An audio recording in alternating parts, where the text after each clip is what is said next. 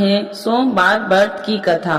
तो एक बार बोलिए प्रेम से भगवान शिव की जय, माता पार्वती की जय। एक समय की बात है, किसी नगर में एक साहूकार रहता था।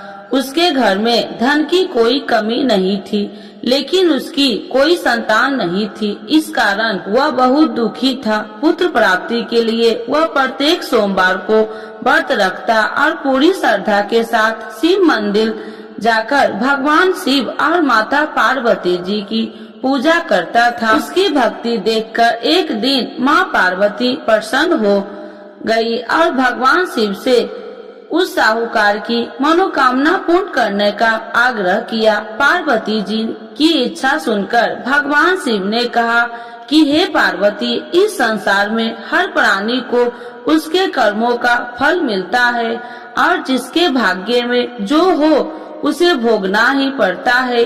लेकिन पार्वती जी ने साहूकार की भक्ति का मान रखने के लिए उसकी मनोकामना पूर्ण करने की इच्छा जताई। माता पार्वती के आग्रह पर शिव जी ने साहूकार को पुत्र प्राप्ति का वरदान तो दिया, लेकिन साथ ही यह भी कहा कि उसके बालक की आयु केवल 12 वर्ष होगी।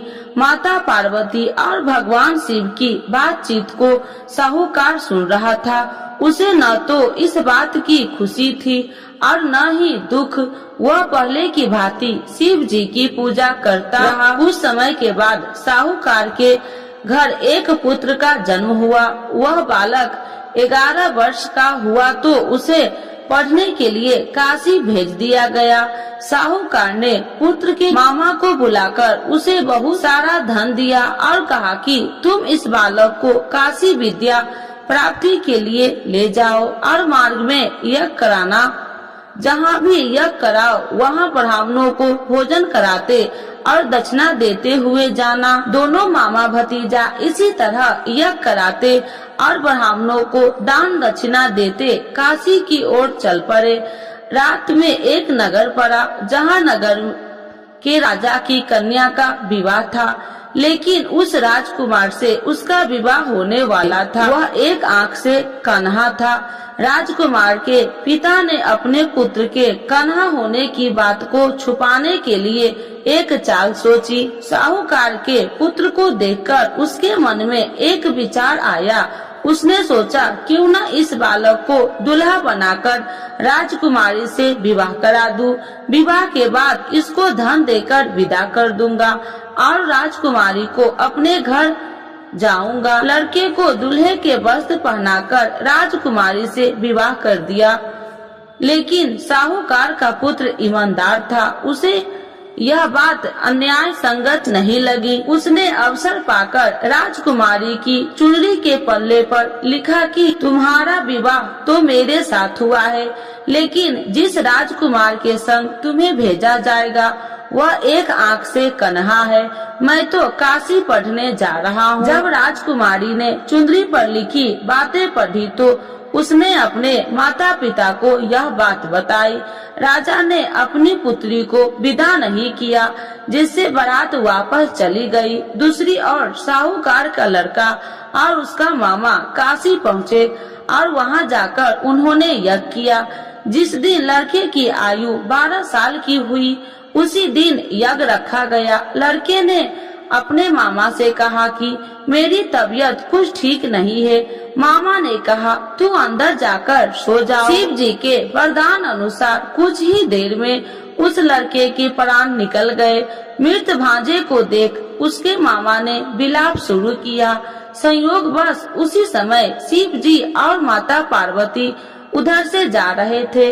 पार्वती भगवान से कहा स्वामी, मुझे इसके रोने के स्वर सहन नहीं हो रहा।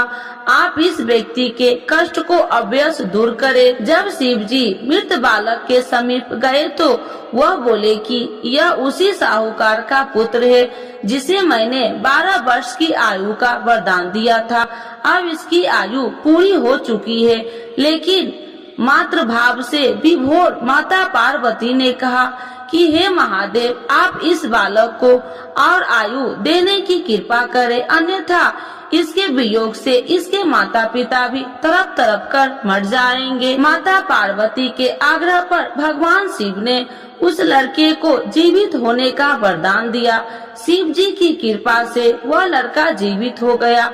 शिक्षा समाप्त करके लड़का मामा के साथ अपने नगर की ओर चल दिया। दोनों चलते हुए उसी नगर में पहुंचा जहां उसका विवाह हुआ था। उस नगर में भी उन्होंने यज्ञ का आयोजन किया। उस लड़के के ससुर ने उसे पहचान लिया और महल में ले जाकर उसकी खातिरदारी की और अपनी पुत्री को विदा किया। इधर साहूकार और उसकी पत्नी भूखे प्यासे रहकर बेटे की प्रतीक्षा कर रहे थे। उन्होंने प्रण कर रखा था कि यदि उन्हें अपने बेटे की मृत्यु का समाचार मिला तो वह भी प्राण त्याग देंगे, परंतु अपने बेटे की जीवित होने का समाचार पाकर वह बेहद प्रसन्न हुई।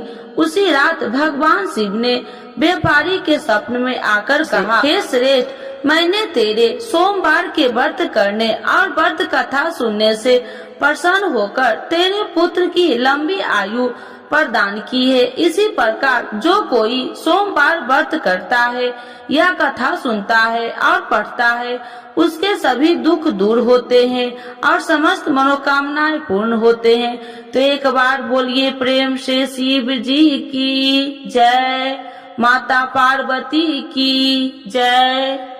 आरती शिव जी की। ओम जय शिव ओमकारा, स्वामी जय शिव ओमकारा, ब्रह्मा विष्णु सदा शिव अर्धांगी धारा। ओम जय शिव ओमकारा, एकानन चतुरानन पंचानन राजे, स्वामी पंचानन राजे, हंसासन गरुड़ासन विश्वाहन साजे।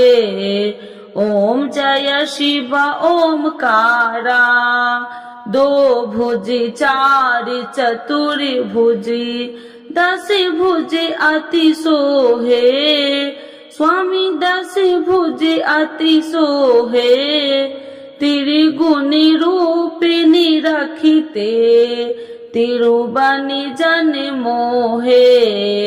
ओम जय शिव ओमकारा, अच्छी माला बनि माला, मुंडी माला धारी, स्वामी मुंडी माला धारी, त्रिपुरारी कंसारी, करी माला धारी। ओम जय शिव ओमकारा, श्वेतांबर पीतांबर, बाघांबर अंगे, स्वामी बाघांबर अंगे, सनिकादिक गरुनादिक, भूतादिक संगे। ओम जय शिव ओमकारा, करके मध्य कमंडल, चक्र त्रिशूलधारी, स्वामी चक्र त्रिशूलधारी, सुखकारी दुखिहारी, जग पालनकारी। ओम जय शिव ओमकारा, ब्रह्मा विष्णु सदा शिव, जानति अविवेका, स्वामी जानति अविवेका, मधु कैटभ दो मारे, सुर भयहीन करे। ओम जय शिव ओमकारा, लक्ष्मी व सावित्री, पार्वती संगा, स्वामी पार्वती संगा, पार्वती अर्धंगी, शिव लहरी गंगा। ओम जय शिव ओमकारा। पार्वती सोहे पार्वती शंकर कैलासा, स्वामी शंकर कैलासा। भांग धतूर का भोजन भस्मी में बसा। ओम जय शिव ओमकारा। जटा में गंगा बहती है, गले मुंडन माला, स्वामी गले मुंडन माला। शेष नाग लिपटावती ओढ़त मृग छाला। ओम जय शिव ओमकारा। काशी में विराजे विश्वनाथ नंदी ब्रह्मचारी, स्वामी नंदी ब्रह्मचारी। नित्य उठी दर्शन पावती महिमा अति भारी। ओम जय शिव ओमकारा। त्रिगुण स्वामी जी की आरती जो कोई नर गावे, स्वामी जो कोई नर गावे। कहत शिवानंद स्वामी मन वांछित फल पावे। ओम जय शिव ओमकारा। प्रभु हर शिव ओमकारा। शिव जी की जय, माता पार्वती की जय।